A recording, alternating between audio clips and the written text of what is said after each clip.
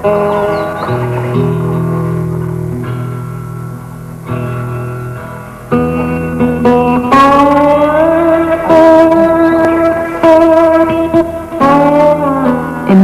as it may be, there are people who settle permanently on the hilltops and still have great skill in water too.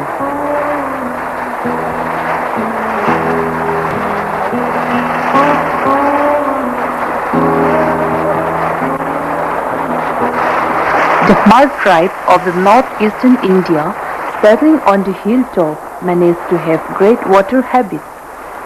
It is very common for them to walk around 40 to 50 miles in the hills every day, and at the same time skillfully managed raft to travel some more miles on water, irrespective of the weather conditions.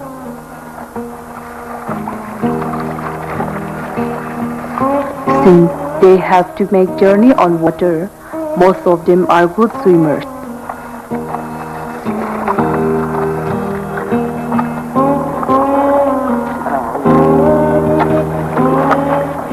The Hmars inhabit in the border region of the 5 states, namely Manipur, Meghalaya, Assam, particularly in Kachar district, Tripura and Mizoram. The Hmar tribe is one of the 29 recognized tribes of Manipur.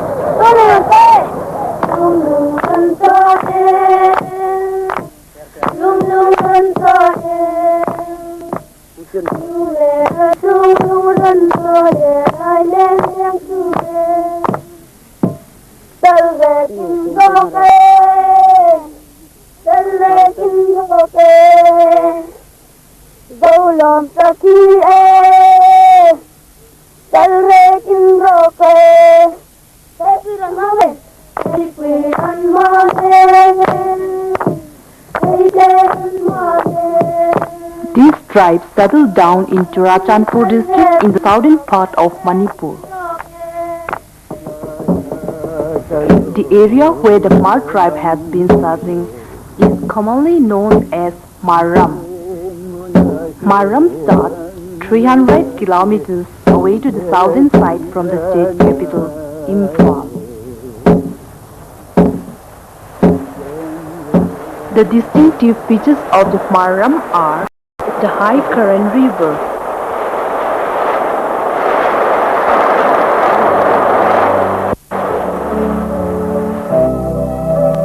interesting rock formations,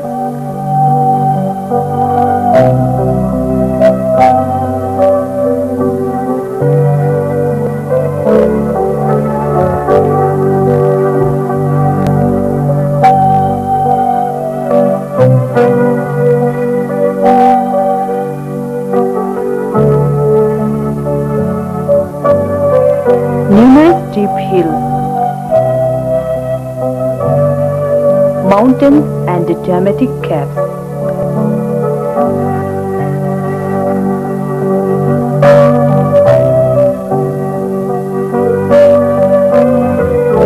The scenic design is made absorbing by the surrounding hills and mountains covered by thick forests.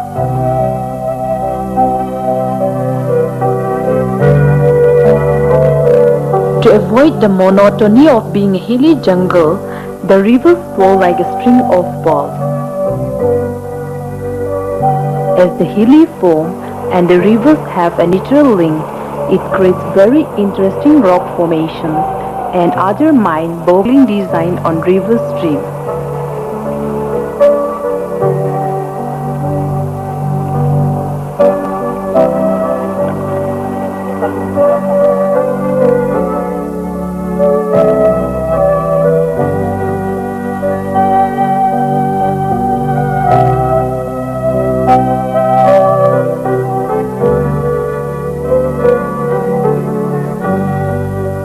During winter, the lower portions of the hills are covered with white cotton-like fog. Such a beautiful gift of nature is enhanced by the birds flying over it.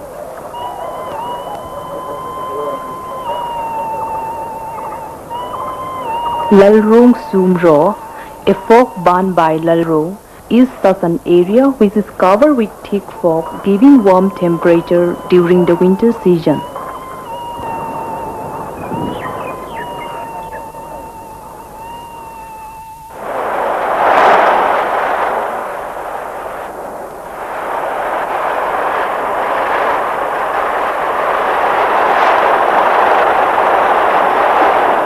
Since the rivers are steep with its wild currents, they form many deadlocks, commonly known as rato. When a large water flow is adjusted to a narrow hard bank, the rato is formed.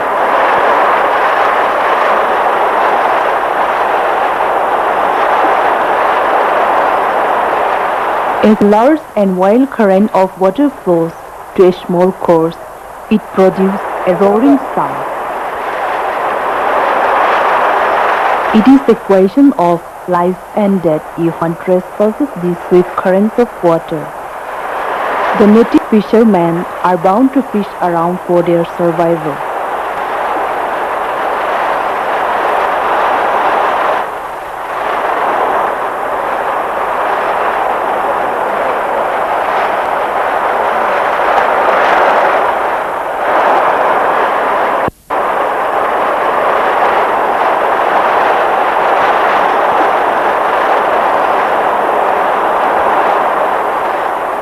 A boat or a raft has to be carried off to land across the deadlock to resume the journey. Such places are the nightmare for the fishermen.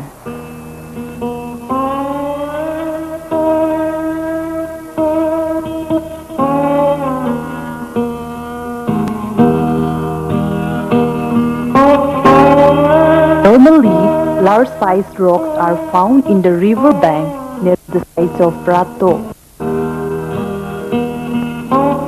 The Barak River encircles a hilly range called Vangai Range. The Vangai Range or the interlock spurs has an altitude of 3,244 feet.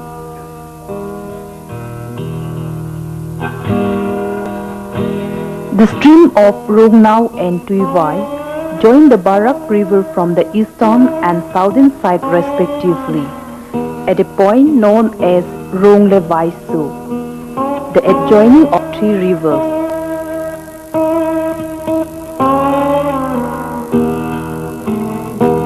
The vast area around this place plays a significant role in the Hmar history, claiming that the Hmar tribe of the northeast originated from this area. The nature presents a gift of extraordinary flora and fauna to this area. The people grow up with romantic stories and poems of peace and silence. There are many precipices which give out beautiful echoes. A rock which is similar in form to a female human figure, locally known as Supuinu, could be found lying on the east bank of the Barak River.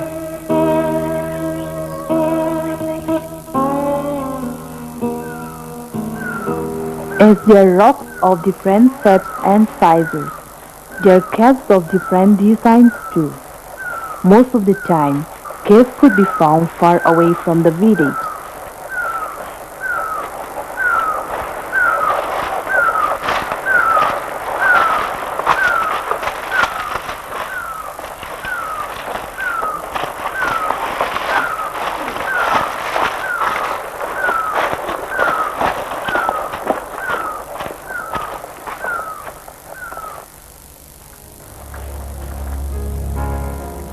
Caves like Samfarpuk have an amazing sight of pillars like foam transformed from water drops through solidification.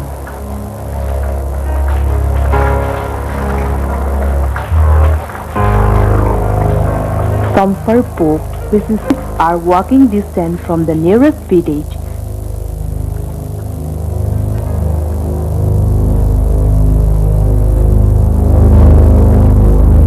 Numbers of formless pillars standing erect from the ground could be seen in the cave. These solidified pillars are natural wonders, as how to these metamorphoses took place in such a substantial nature, taking hundreds of years. Some pillars touch the roof of the cave.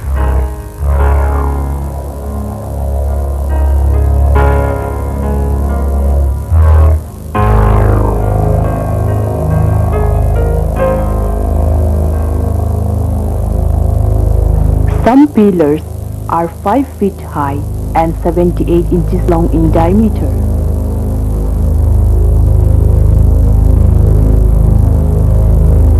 Dimension of this cave is about 80 feet in length and 70 feet in breadth.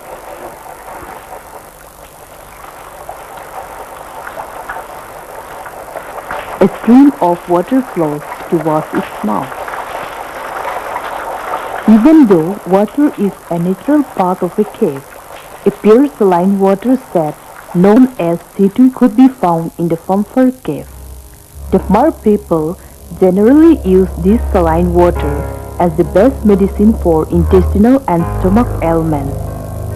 This saline water attracts wild animals like barking deer and sambar deer, etc. In Phumfer cave, the Khmer people believe there is an evil goddess known as Fool who gets angry very fast for a simple things like trespassing. To calm her anger down, a sacrifice of a white cock is required. Otherwise, the future of the trespasser will be in danger.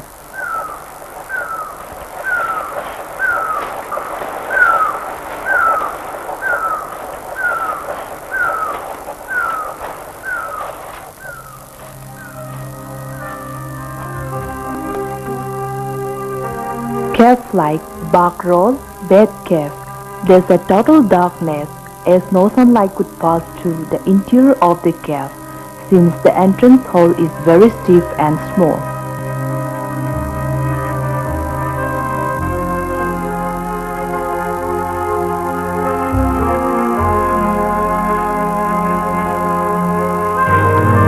No fire can be burned inside the cave.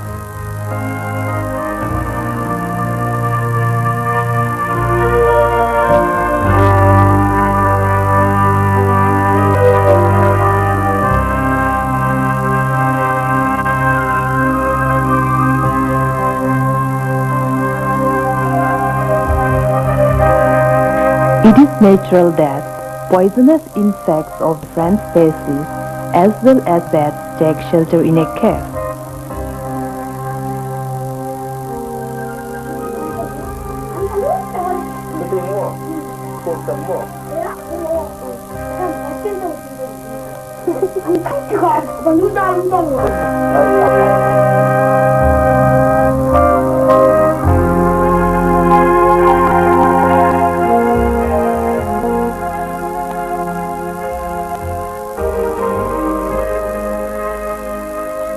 There are caves like Vompalungpu, a romantic cave of an isolated area. This cave is related with the Khmer legendary love story of Vomnu and Vompa. The main cave is like a tunnel with 3 platforms and many cabin-like formations.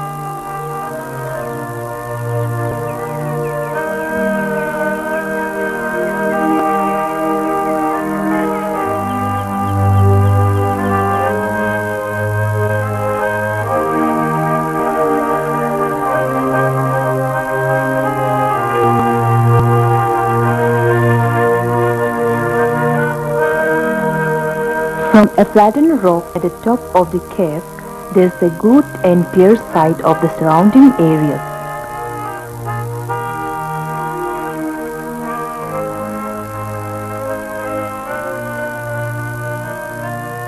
The structural work, the top roof, the holes and the rock formations of some of the caves are so good that it looks like a great art of modern architecture.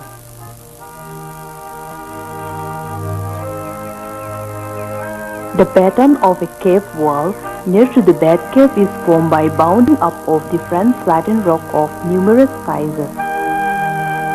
These structural formations by bounding of rocks are very pleasing and enchanting. An image of ancient castle built in the earlier days is created by the impression of such a beautiful natural design.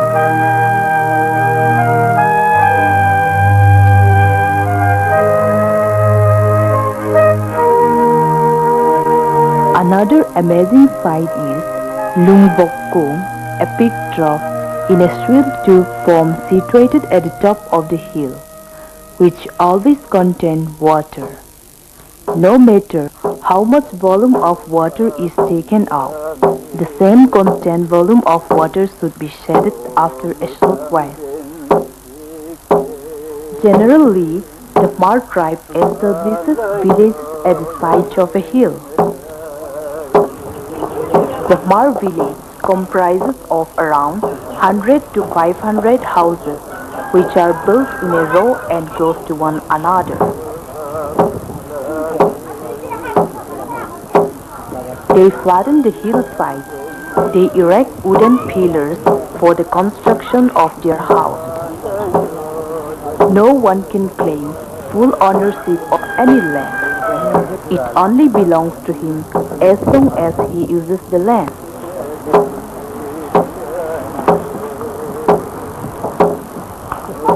Their houses are covered with flattened bamboos and thatched on top.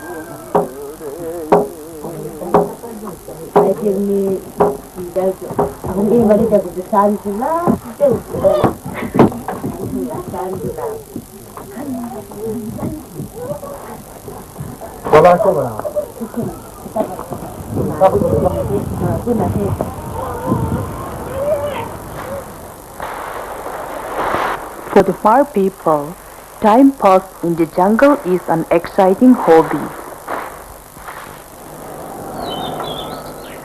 He is very clever at trapping all kinds of animals and birds.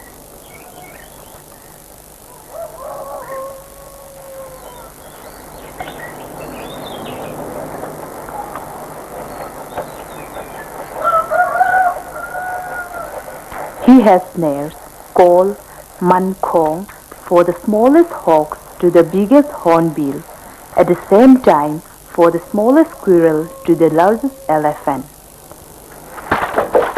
Hunting expedition is a common practice as well as celebration for the Hmar people. Normally, the heads of wild animals which the hunter shot would adorn his house, and not a single one would be thrown away until the collection reached to 100. After this, the hunter would be publicly known as duthu, which means outburst of fame.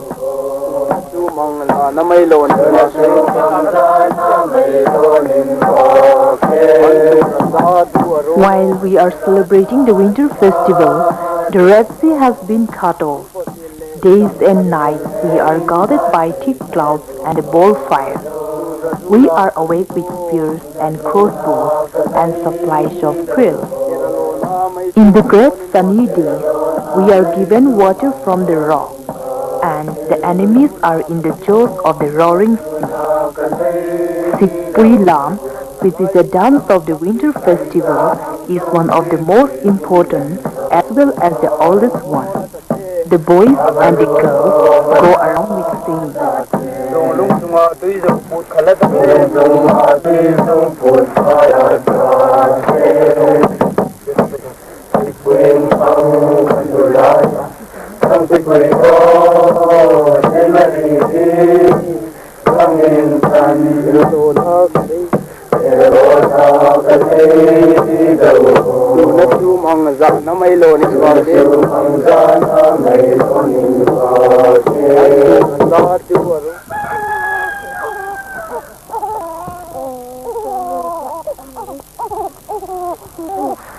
Almost every Hmar is a Christian by religion now. Before the advent of Christianity, they used to believe in the existence of God called khâikhin, attributing to him the Creator. The Hmar people worship the mountains, the rocks and the river instead of any celestial bodies such as the moon, the sun and the star.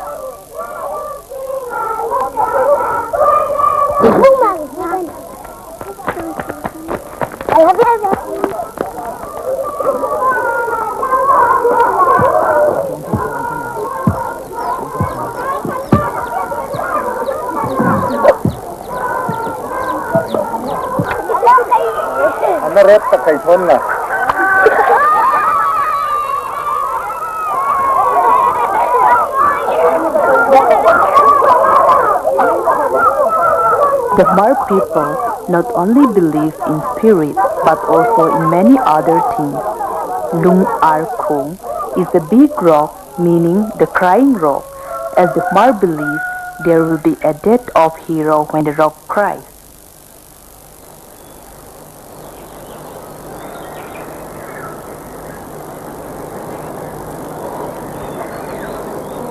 Another very interesting feature which cannot be ignored as far as the Hmar traditional belief is concerned is the traffic island, locally known as THUHMA. This is an island where the soul take rest before going to the destination, Pilral, called paradise. Before the burial of the dead, a coin is fixed to the forehead, chanting that the soul should proceed first to THUHMA. One should not remain thirsty or hungry here. The spirit should buy either food or water when he feels like eating or drinking. It is also said that there is no silence at night, since the souls of the dead have to visit here. This traffic island or the transit island is on the Barak River, where two different flows run to the sides of the island. Since there is a sentimental attachment with the traffic island to the Hmar people, it plays a significant role in the religious beliefs than the scenic beauties.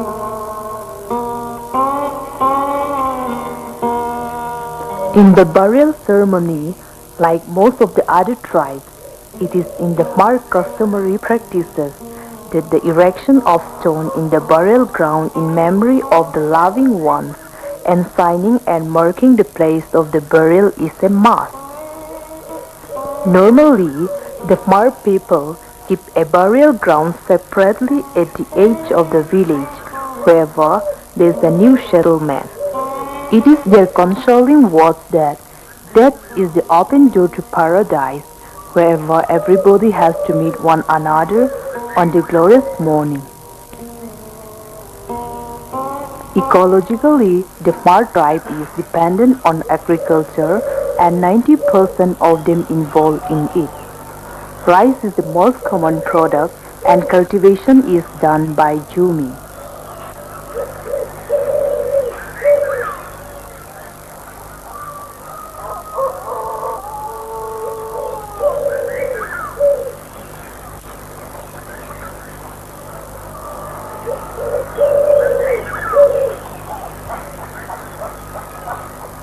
The Hmar people, as a common practice, cut down the woods and bamboos for the June cultivation during the first week of January.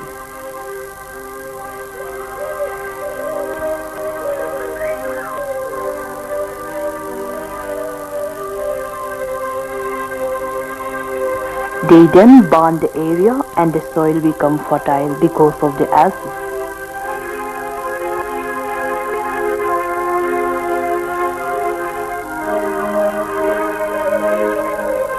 During the time of harvesting, the villagers shift to a temporarily built village of huts known as Rabogjao to accelerate their work field. Since the villages are normally far away from the paddy fields, for quick disposals of their works, they temporarily begin settling in the Rabogjao for a maximum of 3 months with their flock.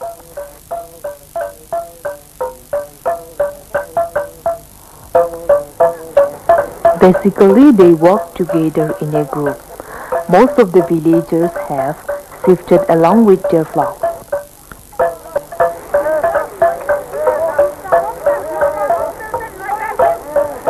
They have an interesting norm of threshing the rice. There is a cylindrical heap called surklak, which is made up of bamboos having an upper threshing floor and a lower thresh, grain steering floor.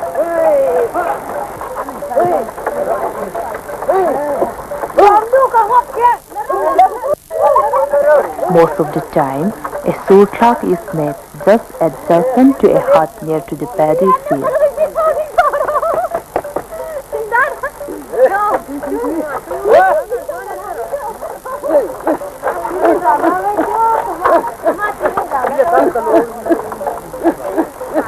Both men and women participated during the cultivation, where women normally serve water to the turf.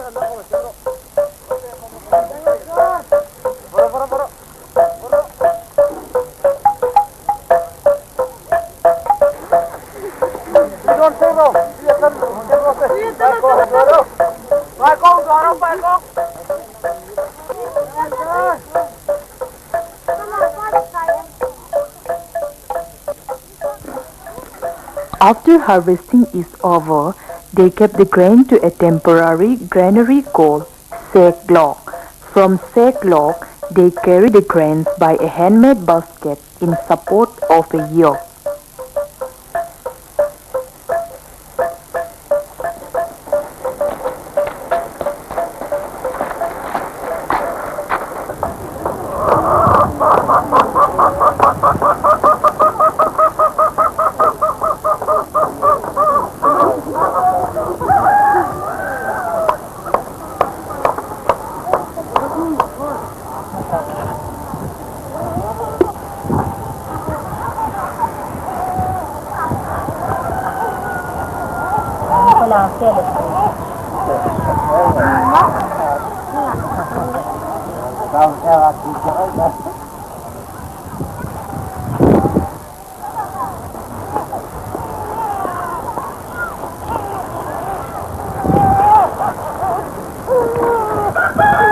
Hmang commonly dry rice on the top of the roof and cleans unhusked body by pounding in a mortar called sum.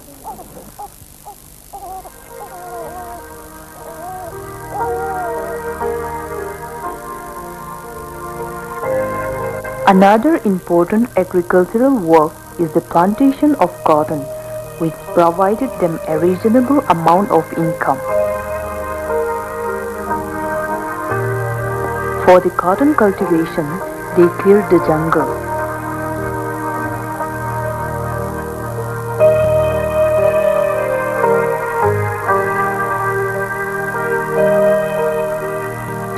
They also grow many kinds of vegetables and fruits, including cucumber, watermelon, melon, beans, yams, potatoes, red chilies, papaya, and corn.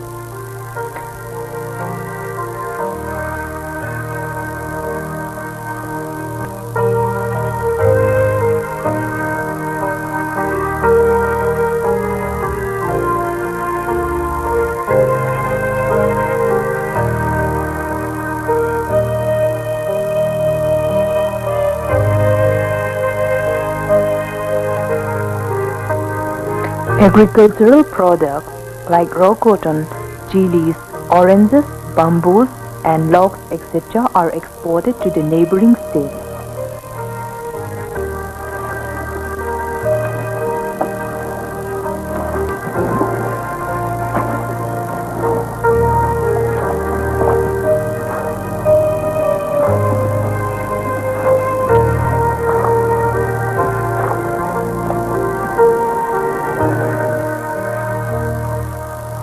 In spite of the hard-working natures of the people, they are compelled to lead to a life of economically backwardness by the natural conditions.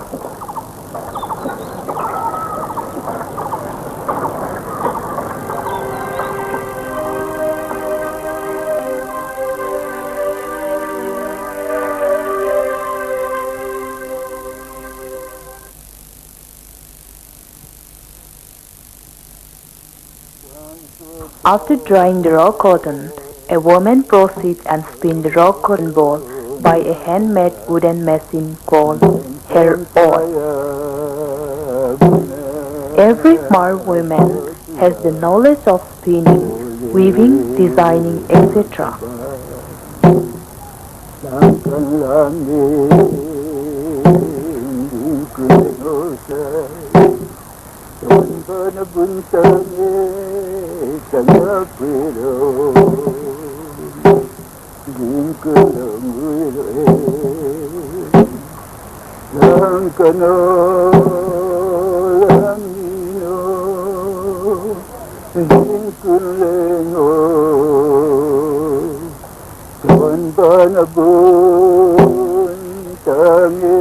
Then clothes and garments of different designs are made from spinning and weaving instrument called bamboo.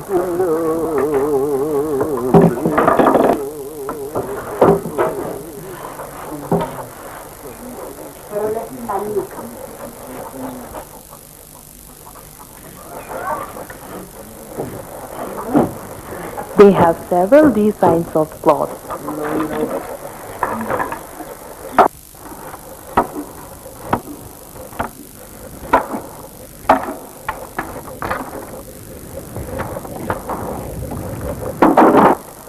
The Barak River, which plays a very important role in the water transportation, as it gives to the economic life for the people of this area.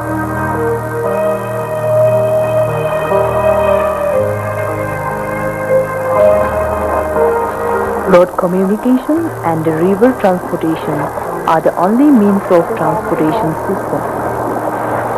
Even though the roads are very bad, buses are plying up.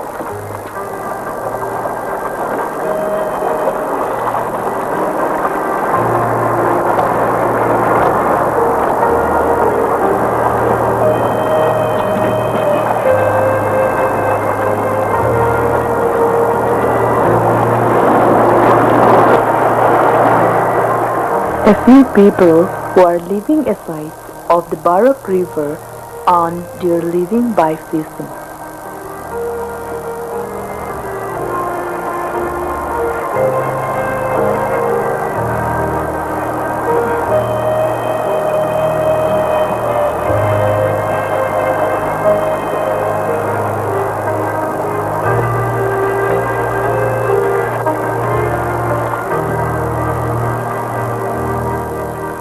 Poor communication is a major upset to the development of the people of this area. Road communication and the river transportation are the only means of transportation system.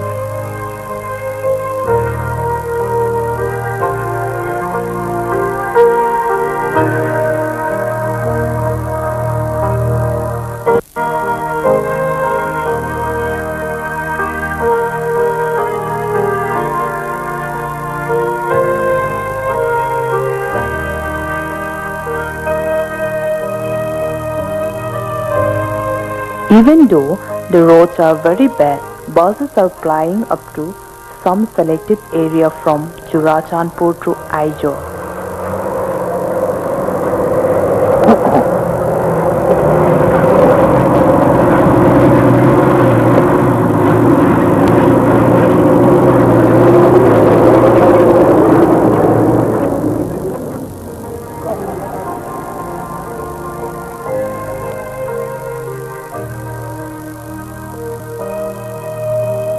But the most important of all is the inter-village path constructed by the villagers, no matter how bad, small or dangerous these paths are.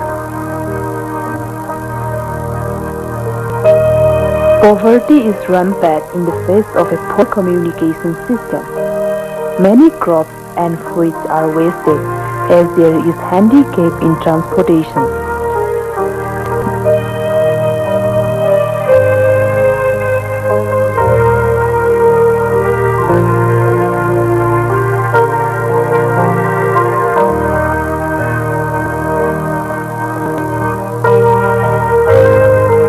The nature has given so much to this area, but this natural wealth remains unexploited.